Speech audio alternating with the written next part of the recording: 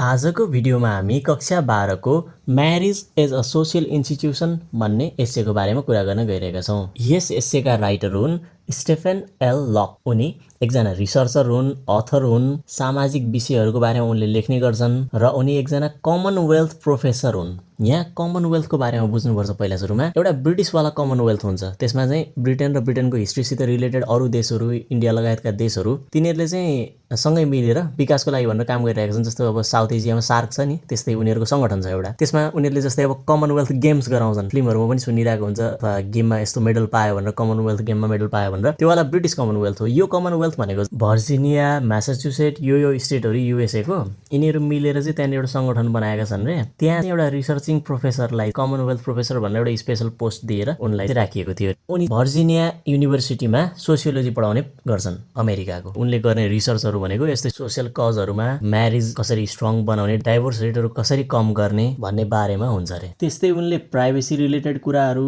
र कोहेबिटेसन भनेर भनेको लिभिङ इनमा बस्दाखेरिको राम्रो र नराम्रो पक्षहरू, जस्तै अब बिहे नगरिकन प्यारेन्टिङ गर्नु पर्दाखेरि के समस्याहरू आउँछन्, त्यस्तो नहोस् भन्नको लागि के गर्ने आदि इत्यादि कुराहरूमा पनि उनले रिसर्च गर्ने गर्थे। त्यस्तै उनले एउटा किताब पनि पब्लिस गरेका थिए 1999 मा। त्यो किताबले एउटा अवार्ड पनि पाएको थियो। अब यो एस्से अहिले हामीले डिस्कस गर्न गइरहेको एस्सेमा चाहिँ उनले के को बारेमा कुरा गर्दैछन् भन्दा म्यारिजको रोल कसरी चेन्ज भयो सोसाइटीमा र फ्यामिलीको रोल कसरी चेन्ज भयो, फ्यामिलीले अब कस्तो रोल गर्छ र बिहेको के रोल भयो मान्छेको लाइफमा र सोसाइटीमा भनेर भन्ने बारेमा यो एस्से लेखेका छन् रे। युजुअली चाहिँ यो एस्सेलाई एउटा सजिलो एस्से भन्ने ठानिन्छ क्या। किन भनेर भन्दाखेरि अब हामीले त्यो उत्तरहरू दिन्छ, त्यो चाहिँ गलत हुन्छ र आफूले गलत उत्तर दिँदाखेरि पनि ठिकै हो जस्तो लाग्छ, अनि यो त सजिलो नै रहेछ भनेर भन्ने सोचिन्छ। मोस्टली स्टुडेन्टहरूले चाहिँ यो एस्सेलाई बिहे गर्दा, ट्रेडिसनली बिहे गर्दा र लिभिङ इनमा बस्दा, कोहेबिटेसनमा बस्दाखेरिको चाहिँ फाइदा बेफाइदा मात्रै हो यो एस्सेमा दिएको भनेर भन्ने जसरी चाहिँ उनीहरूले प्रिपेयर गर्छन् यो च्याप्टरलाई, अनि त्यही अनुसार आन्सरहरू तयार पार्छन्। अनि त्यो चाहिँ मिस्टेक हो, त्यो मात्रै होइन। यो च्याप्टरको टपिक हो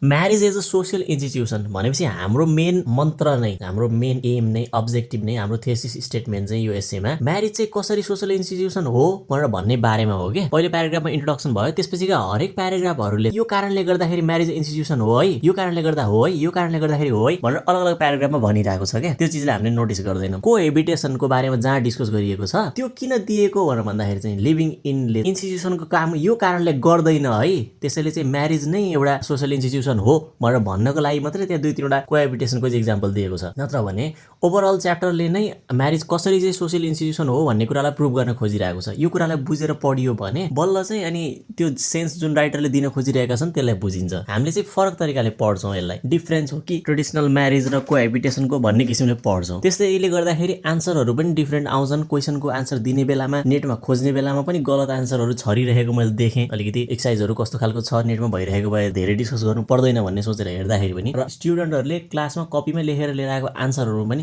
त्यो गडबड देखिरहेको हुन्थ्यो। जस्तै अब 6 डाइमेन्सन्स अफ नर्मेटिभ म्यारिज भनेर भन्ने कुराको बारेमा जब क्वेसन गरिन्छ, त्यसलाई चाहिँ त्यो अलग अलग खालको फाइदाहरू के, नर्मेटिभ म्यारिज भनेर भनेको ट्रेडिसनल खालको म्यारिज हो र यसका फाइदाहरू, नर्मेटिभ म्यारिज गर्दाखेरिको यसको विशेषताहरू यो हुन् भनेर त्यो च्याप्टर भरिबाट खोजेर लेख्ने चलन छ क्या। त्यस्तो होइन। That is the wrong way to answer that question. हो के गर्नु चाहिँ के पर्ने थियो भनेर भन्दाखेरि चाहिँ यसको आन्सर डाइरेक्टली लास्ट प्याराग्राफमा छ। लास्ट प्याराग्राफमा 6वटा डाइमेन्सनहरू दिएको छ। अनि झन् कतिपय स्टुडेन्टहरूले त त्यो डाइरेक्टली दिइरहेको 6वटा डाइमेन्सनहरूलाई पनि कुरा नबुझेर हो कि त्यो सेन्टेन्स चाहिँ अलिकति कम्प्लेक्स तरिकाले लेखिएको भएर हो कि यो 6वटा हो भनेर छुट्याएकै हुँदैन। 3-4वटा त्यहाँबाट लेखेर अरू सबै फेरि पनि च्याप्टरबाटै खोजेर लेखिरहेको हुन्छ। सिधै त्यो लास्ट प्याराग्राफमा 6वटा चिजहरू दिएको छ। तिनीहरू हुन् भोलिन्टरीली म्यारेज गर्नुपर्छ। भोलिन्टरीली गर्नु भनेर भनेको आफ्नो स्वविवेकले, सो इच्छाले अर्काको करकापमा नआइकन गर्नु हो। यो अमेरिकाको सन्दर्भमा है। फेरि यो डाइमेन्सन्सहरू संसारभरि फरक फरक तरिकाले गर्छन्। अब हाम्रोतिर त भोलिन्टरीली पनि हुँदैन थियो पहिला त बिहेहरू, ट्रेडिसनल बिहेहरू। कहिलेकाहीँ त बाबाआमाले आफै विवाह गराइदिन्थे, थाहा पनि हुँदैन थियो दुलादुलेलाई आफूले बिहे गर्न लागेको पार्टनरको बारेमा। अब त्यस्तै म्याच्योरिटीको कुरा गरेको छ। झन् हाम्रोतिर त बाल विवाह हुन्थ्यो। पार्टनरहरू चाहिँ बिहे गर्ने बेला म्याच्योर हुनुपर्छ भनेर भन्ने उनीहरूको विचार थियो। यो अमेरिकन स्ट्यान्डर्ड हो है सबै कुरा। अनि हेटेरोसेक्सुअल एडल्ट्स भनेर भनेको छ। होमोसेक्सुअल भनेर भनेको सेम जेन्डर बीच हुने रिलेसनसिप, अनि हेटेरोसेक्सुअल भनेर भनेको फरक जेन्डर बीच, अथवा मेल अथवा फिमेल नै हुनुपर्छ है। एडल्ट्सहरू, यो वयस्क मान्छेहरू चाहिँ मेल अथवा फिमेल नै हुनुपर्छ ट्रेडिसनल ट्रेडिसनल बिहामा चाहिँ भनेर भन्ने चलन थियो। अब अहिले सेम सेक्सको बिहेलाई पनि मान्यता दिएको छ, त्यति बेला त्यस्तो थिएन। त्यस्तै अब रेस्पोन्सिबिलिटी र रोलहरूको बारेमा कुरा गरेछ। किताबमा के को बारेमा भनेको छ भन्दा मेलले नै कमाउनु पर्छ भनेर भनेको छ है। त्यस्तै अरू पनि त्यो फिमेलको लागि पनि हो, फिमेलले पनि ट्रेडिसनली जे रोल गर्नु परेको थियो चिल्ड्रेनहरू रेज गर्नेदेखिबाट घर व्यवहार सम्हाल्ने कुराहरू यिनीहरू पनि जेन्डर अनुसार पुरा गर्नुपर्छ भनेर भन्ने कुरा हो। अनि त्यस्तै बोथ पार्टनर सेक्सुअली फेथफुल हुनुपर्छ, लोयल हुनुपर्छ भनेर भन्ने कुरा भयो। अर्को भयो प्यारेन्टहुड, जिम्मेदार प्यारेन्टिङ गर्नुपर्छ, रेस्पोन्सिबल हुनुपर्छ, आफ्नो बच्चाको जिम्मेदारी आफूले लिनुपर्छ भनेर भन्ने कुरा भयो। यो 6वटा अलग अलग डाइमेन्सनहरू हो। यही पनि राम्ररी लेखिएको हुँदैन, अथवा च्याप्टरबाट अलग अलग तर्कहरू निकालेर ट्रेडिसनल म्यारिजका चाहिँ पोइन्टहरू खोजेर चाहिँ लेखिएको हुन्छ। त्यो गर्नु पर्दैन, यसको आन्सर लास्ट प्याराग्राफमा छ, त्यहाँबाट हेरेर यो 6वटा पोइन्टहरू लेख्दै हुन्छ डाइमेन्सन्समा। अब यो एसेलाई चाहिँ फरक तरिकाले स्टार्ट गरियो किनभने यसमा अब धेरै मिसअन्डरस्ट्यान्डिङहरू थियो क्या। अब त्यस्तै अब त्यो अघिको क्वेसनलाई त हामीले एक ठाउँमा हेर्नुपर्ने थियो, च्याप्टरभरि खोजिने गर्थ्यो, एउटा समस्या थियो।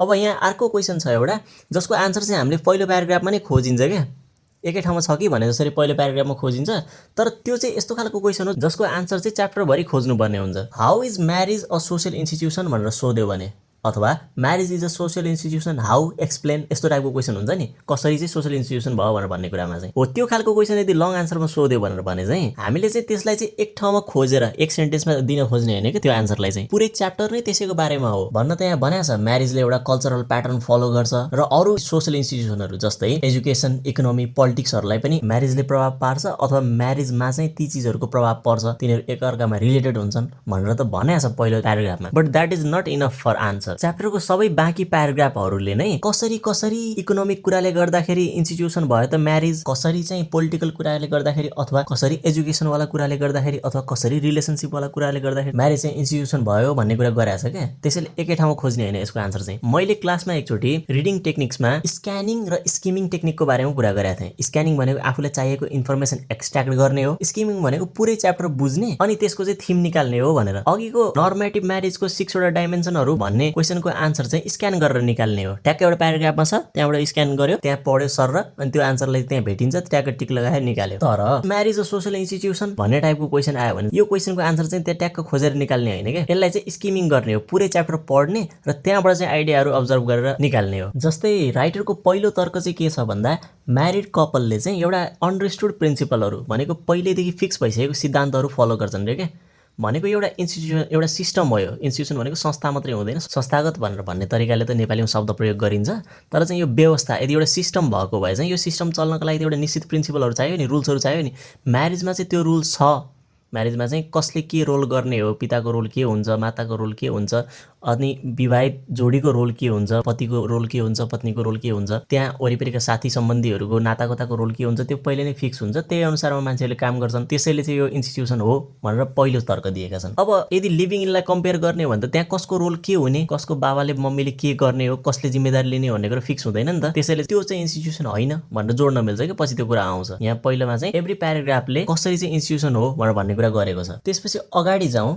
अगाडि चाहिँ कपलहरूको लाइफमा स्पेसल्ली मेनको लाइफमा चाहिँ म्यारिजले चाहिँ स्टेबिलिटी ल्याउँछ। धेरै उटपटाङ चिजहरू गरेर आफ्नो कन्ट्रोल गुमाएर भौतारिएर हिँड्दैन। उसले चाहिँ सोसाइटीमा राम्ररी कन्ट्रिब्युट गर्न सक्छ। विवाह गर्यो भने उसलाई आफूलाई पर्सनली पनि बेनिफिट हुन्छ। सुसाइड रेटहरू म्यारिड मेनमा चाहिँ कम भएको देखिन्छ आदि इत्यादि कुराहरू गरेर अगाडिको प्याराग्राफमा यस कारणले गर्दाखेरि म्यारिज एउटा इन्स्टिट्युसन हो, स्टेबिलिटी ल्याउने कारणले गर्दाखेरि इन्स्टिट्युसन हो भनेर चाहिँ राइटरले भनेका छन्। त्यसपछि अगाडि अर्को प्याराग्राफ आउँछ, controls desires and gives life a better direction. अब म्यारिजले मान्छेहरूको डिजायर कन्ट्रोल गर्छ। एउटा विवाह नभएको मान्छेले चाहिँ अनेक थरीका डिजायरहरू हुन सक्छन्, खर्च गर्नेदेखिबाट मान्छेहरूसित कसरी व्यवहार गर्नेदेखिबाट यी सबै कुराहरू फरक फरक हुन्छन्। मान्छेका घर गृहस्थी लथालिङ्ग हुन्छ मान्छेको। उसले चाहिँ एउटा फिमेल पार्टनरले चाहिँ उसको लाइफमा स्टेबिलिटी ल्याइदिएपछि चाहिँ उसको लाइफले डिरेक्सन पाउँछ। मेलको पनि लाइफले डिरेक्सन पाउँछ, फिमेलको पनि लाइफले डिरेक्सन पाउँछ। त्यसैले गर्दाखेरि म्यारिज चाहिँ इन्स्टिट्युसन हो भन्ने अगाडि गर्छन् कुरा। अब अगाडिको प्याराग्राफमा कोएबिटेसनको कुरा छ, लिभिङ इन टुगेदरको। विवाह नगरिकन सँगै बस्दाखेरि चाहिँ के समस्या हुन्छ, किन चाहिँ त्यो इन्स्टिट्युसन होइन भनेर भन्ने हो कि कुरा। यहाँ हाम्रो कम्पेरिजन ट्रेडिसनल तरिकाले बिहा गर्दाखेरि र लिभिङ इनमा बस्दाखेरि कसरी फरक छ भनेर भन्ने कुरामा होइन। कोएबिटेसनमा बस्दाखेरि विवाहको रुल पूरा गर्दैन यसले, इन्स्टिट्युसनको रुल पूरा गर्दैन यसले, त्यसैले कोएबिटेसन इन्स्टिट्युसन होइन भन्नको लागि मात्रै यो सेन्स युज गरिएको यहाँनिर। जस्तै अघि पनि मैले भनिहालेँ, कोएबिटेसनमा चाहिँ कुनै रुल हुँदैन। पतिले के गर्ने, पत्नीले के गर्ने भन्ने पनि केही रुल हुँदैन। नातागोताले कसरी व्यवहार गर्ने, कसले जिम्मेदारी लिने भन्ने पनि केही पनि रुल हुँदैन। फ्रिडम मात्रै हुन्छ। एउटा चाहिँ कोएबिटेसनको राम्रो राम्रो पक्ष भनेको फ्रिडम मात्रै हुन्छ। त्यो फ्रिडम कतिसम्मको भन्ने पनि लिमिट हुँदैन क्या। फेरि समस्या त्यो हो, के गर्ने के नगर्ने भन्ने कुराको लिमिट हुँदैन। कतिसम्म प्राइभेसी राख्ने त? ल मानौ मान्छेहरूका कतिपय कुराहरू प्राइभेट हुन्छन्, जस्तो पति पत्नीको कुराहरूमा कम प्राइभेसी होला, लिभिङ इनमा बस्दाखेरि एकअर्काको प्राइभेसीलाई रेस्पेक्ट गर्नुपर्ने होला। कति चाहिँ प्राइभेसीलाई रेस्पेक्ट गर्ने त? कति कुराहरू खोल्ने कति कुराहरू नखोल्ने। मानौ पैसा सेभिङ गर्नुपर्ने कुराहरू भयो, दुवैजनाले एउटै ब्याङ्कमा जम्मा गर्ने र त्यसैबाट खर्च गर्ने हो कि छुट्टा छुट्टै राख्ने र कन्ट्रिब्युट गर्ने हो कि? पैसा खर्च गर्ने कुरामा समस्या भयो। प्यारेन्ट्सहरूलाई कसरी डिल गर्ने? मानौ कोठामा सँगै बसिरहेको छ, फ्ल्याटमा भनौँ, कोही प्यारेन्ट्सहरू आए कसरी व्यवहार गर्ने उनीहरूसित, के भनेर कुरा गर्ने हो? प्यारेन्ट्सहरूले पनि त्यहाँनिर आफ्नो रोल, आफ्नो बच्चासँग बसिरहेको अर्को मान्छेसित कसरी व्यवहार गर्ने हो, त्यसको कुनै फिक्स्ड रोल छैन। विवाह गरेको त ओहो लौ मेरो बुहारी भनेर, ओहो लौ मेरो ज्वाइँ भनेर ट्रिट गर्न हुन्थ्यो। अब सँगै मात्रै बसेकोलाई चाहिँ कसरी ट्रिट गर्ने प्यारेन्ट्सले पनि? There is no fixed rules, that's why partners need to make their own rules भनेर भन्छ क्या त्यहाँनिर अगाडि प्याराग्राफमा। त्यसपछि नेक्स्ट प्याराग्राफमा फ्रेन्ड्सहरूले प्यारेन्ट्सहरूले पनि गाइडेन्स दिनुपर्ने हुन्छ नयाँ रिलेसनसिपमा। उनीहरूलाई सबै कुरा थाहा हुँदैन, तर यदि विवाह गरेको भए त एउटा टेम्प्लेटलाई फलो गर्छौँ नि हामीले। तिमीहरूले भर्यो होला नि सिबीको एउटा टेम्प्लेट डाउनलोड गरेर त्यहाँ फिल इन द ब्ल्याङ्क्स जस्तरी। विवाह भनेको त्यस्तो सजिलो हुन्छ अरे क्या। पहिला नै विवाह भएको मान्छेहरूको चाहिँ यस्तो यस्तो गर्नुपर्छ भनेर फिक्स हुन्छ र त्यही आधारमा त्यही टेम्प्लेटमा चाहिँ फिलअप मात्रै गर्ने काम गर्छन् उनीहरूले। तर कोएबिटेसनमा नयाँ रुल नै आफैले बनाउनुपर्छ। नयाँ जस्तै मानौ वेबसाइटै बनाउनु पर्यो भने पनि अब कोडिङ नै पुरै सबै आफैले गर्नुपर्छ क्या। त्यहाँ पहिले भइरहेको फिक्स टेम्प्लेटमा चाहिँ आफूले फिलअप गर्ने सिस्टम कोएबिटेसनमा रहँदैन, लिभिङ इनमा खालि म्यारिजलाई मात्रै त्यो सुविधा हुन्छ भनेर चाहिँ राइटरले कुरा गरेका छन्। त्यस्तै अगाडिको प्याराग्राफमा बिहेभियरमा पनि लिमिट गर्न सकिँदैन, कति चाहिँ लिमिट राख्ने भन्ने कुरा थाहा हुँदैन। त्यस्तै अब उनीहरूको डिपेन्ड हुने मान्छे पनि कोही हुँदैन क्या, उनीहरू अलग्गै बसेका हुन्छन्, गार्डियन हुँदैन। त्यस्तै अब कसलाई रेस्पोन्सिबिलिटी दिने, कसैले केही बिगारेको कसलाई दोष लगाउने। त्यस्तै समाजमा देखाउने बेलामा पनि विवाह गरेको मान्छेले पो यो मेरो श्रीमती हो, यो मेरो श्रीमान हो भनेर देखाउँछन्। अब उनीहरूले जो लिभिङ इनमा बसिरहेको छन् उनीहरूले के भनेर देखाउने त? त्यहाँ त दिस इज माई फलानो भन्ने ठाउँ नै रहेन, को भनेर चिनाउने त्यो समस्या नै रहने भयो भन्ने कुरा चाहिँ राइटरले गरेका छन्। त्यसैले यो सबै तीनवटै प्याराग्राफहरू जुन कोएबिटेसनको बारेमा छ, तिनीहरू इच प्याराग्राफले नै यो कारणले गर्दाखेरि चाहिँ कोएबिटेसन चाहिँ इन्स्टिट्युसन होइन भन्ने कुरा गरे हुन् क्या, त्यो बुझ्नु पर्यो। त्यस्तै अर्को प्याराग्राफको पोइन्ट छ, म्यारिज चाहिँ एक प्रकारको क्यापिटल हो रे। अब हामीले अघि नै भनेको थियौँ इन्ट्रोडक्सनमै, अलग अलग फिल्डहरू सोसाइटीको अलग अलग अरू इन्स्टिट्युसनहरू जस्तै एजुकेसन, इकोनोमिक्सहरूमा चाहिँ प्रभाव कस्तो रहन्छ त म्यारिजको, अथवा ती चिजहरूको चाहिँ म्यारिजमा के प्रभाव रहन्छ त भन्ने कुरा अलग अलग प्याराग्राफमा गरिएको छ भनेर भनिएको थियो। त्यस्तै अब हामी इकोनोमिक्सवाला पार्टमा पुगियो। म्यारिज पनि एक प्रकारको क्यापिटल हो रे क्या, तर यो क्यापिटल चाहिँ पैसाको भन्दा पनि एउटा सोसल क्यापिटल हो रे। यसमा चाहिँ नेटवर्कहरू, बोन्डहरू, ट्रस्टको आधारमा बनेका हुन्छन् मान्छेहरूको सम्पर्कहरू। कसरी भनेर भन्दा, जस्तै अब विवाह गरेर अर्कोको घरमा गइयो अथवा कसैलाई विवाह गरेर लिएर आइयो, एक अर्काका रिलेटिभहरू, नातागोता, प्यारेन्ट्सहरू, ती सम्बन्धीहरू सबै आफ्ना सम्बन्धीहरू हुने भए आफू पनि त्यो फिल्डसित रिलेटेड भइनी भयो। त्यहाँ एउटा पुरै नेटवर्क बन्ने भयो, एउटा ट्रस्टको आधारमा, विश्वासको आधारमा मात्रै ती नातागोताहरू आफ्ना हुने भयो। अब यसरी चाहिँ एउटा क्यापिटल, एउटा विश्वास, एउटा भरोसाको एउटा सञ्जाल हामीले क्रिएट गरिन्छ, एउटा नेटवर्क हामीले क्रिएट गरिन्छ म्यारिजको थ्रुबाट। यसरी म्यारिज चाहिँ एउटा सोसल क्यापिटल हो भनेर भनेको छ। त्यसपछि अगाडिको पोइन्टमा राइटरले के भन्छन् भन्दा, हुन त म्यारिज एउटा इन्डिभिजुअल एसेट हो, एउटा निजी सम्पत्ति हो, तैपनि के हुन्छ रे भन्दाखेरि चाहिँ यो म्यारिज भन्ने एसेटलाई चाहिँ टिकिराख्नका लागि अरूसँगको रिलेसनसिप बिना, भनेको एक अर्काका अरू नाता गोता सम्बन्ध र परिवारहरूको रिलेसनसिप जुन सम्बन्धको जालो हुन्छ नि, हो त्यो बिना चाहिँ यो सम्बन्ध टिक्न गाह्रो हुन्छ भनेर चाहिँ राइटरले भनेका छन्। अब यसरी पढियो भने यी सबै प्याराग्राफको एक एक लाइन हामीले चाहिँ जिस्ट निकालियो कसरी चाहिँ म्यारिज चाहिँ एउटा इन्स्टिट्युसन हो भनेर। अब यसरी पढियो भने बल्ल आन्सरहरू दिन पनि धेरै सजिलो हुन्छ क्या। हामीले यहाँ सर्ट आन्सर क्वेसन र लङ आन्सर क्वेसनमा चाहिँ म्यारिज कसरी सोसल इन्स्टिट्युसन हो लङ आन्सर टाइपको क्वेसनलाई पनि र सर्ट आन्सर टाइपको क्वेसनलाई पनि डिस्कस गरियो। अब 6 डाइमेन्सन अफ नर्मेटिभ म्यारिजको पनि सर्टमा आयो भने कसरी लेख्ने भनेर छोटो वान लाइनर छ त्यहाँ अगाडि नोटमा, र अनि 6 वटा के हुन् भनेर पनि डिस्कस गरियो। त्यस्तै अब अरू क्वेसन आन्सरहरू, रुल्स अफ म्यारिज भन्ने छ एउटा, अघि नै फरक तरिकाले त्यो डिफरेन्स भनेर पढेको भए त्यहाँ म्यारिजका रुलको बारेमा त्यति धेरै डिस्कस हुँदैन थियो। अब नर्मेटिभ म्यारिजका जुन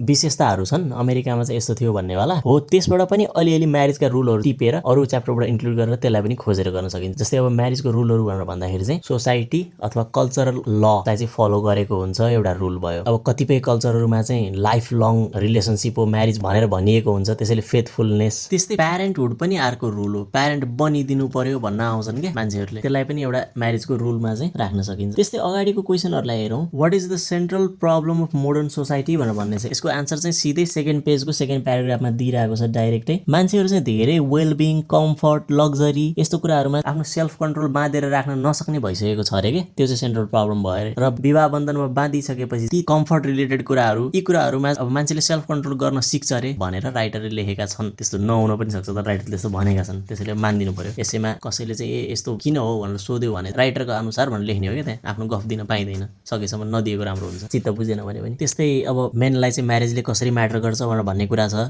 त्यही हो स्टेबिलिटी ल्याउँछ पर्सनली पनि उसलाई फाइदा गर्छ सोसाइटीमा पनि त्यो कुराले मेन चाहिँ विवाह बन्धनमा बाँधिएको कारणले गर्दाखेरि सोसाइटीलाई पनि फाइदा पुग्छ भन्ने बारेमा लेखेको छ त्यहाँ त्यो दुईटै कुरालाई जोडेर लेखिदिँदा हुन्छ त्यस्तै सोशल क्यापिटलको पनि हामीले कुरा अघि गरिहालियो अब यो एस्सेलाई चाहिँ रिलेट गरेर च्याप्टरमा दिएको अमेरिकामा हुने खालको म्यारेजको रुलहरू अथवा डाइमेन्सन्सहरू भन्दा तपाईहरुको समुदायमा हुने म्यारेजमा के सिमिल्यारिटिज अथवा डिफरेन्सेसहरू छन् भनेर सोध्न सक्छ कहिलेकाहीँ कम्पेरिजनको लागि भनेर त्यस्तै अब डाइरेक्टली नै कहिलेकाहीँ विवाहको बारेमा भन्न सोध्छ तर त्यो च्याप्टरसँग रिलेसन भएन त्यसलाई त मजाले लेख्न सकिने भयो कम्पेरेटिभली आयो भने त्यही छवटा डाइमेन्सनहरुसँग कम्पेयर गरेर लेखिदिँदा हुन्छ र यसरी आन्सर क्वेसनहरु किताबमा भएकोलाई पनि हामीले डिस्कस गरियो र त्यस्तै केही फरक खालका क्वेसनहरु छन् भने तिनीहरुलाई कमेन्टमा सोध्दा हुन्छ I will reply on that so that's all for today अब यो भिडियो मन पर्यो भने च्यानललाई सब्स्क्राइब गर्न नबिर्सिनु अगाडि अब अरु च्याप्टरहरुको भिडियोहरु पनि आउँदै छ एक्जामसम्ममा धेरै नै आउला त्यस्तै अनि फेसबुक पेजमा फलो गर्नु त्यहाँ पनि अब भिडियो हाल्दाखेरि नयाँ नोटिफिकेसनहरु त्यहाँ पनि आउँछ and best of luck for your upcoming exams guys